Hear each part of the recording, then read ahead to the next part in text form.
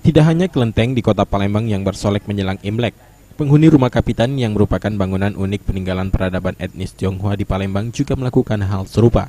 Sejumlah patung dewa dibersihkan, sementara dinding rumah dewa juga dicat ulang dengan warna merah.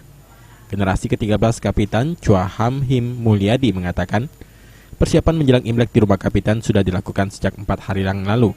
Mulai dari pembersihan sarang laba-laba yang ada di langit-langit rumah sampai ke pengecatan dan dilanjutkan dengan pembersihan patung dewa dengan air kelapa.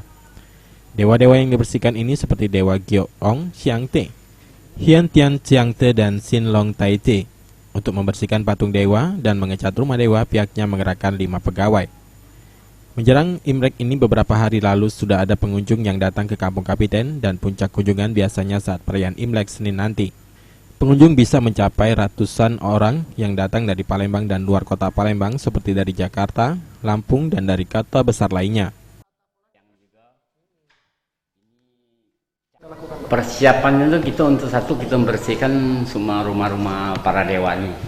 Jadi kita satu-satu kita bersihin, kita pakai air dogan untuk bersihin satu-satu dewa. Dan ruangan ini kita cat kembali supaya untuk menyambut Imlek ini supaya lebih cerah. Mulai kapan nih Pak? Sudah berapa hari ini puncaknya untuk membersihkan dewanya.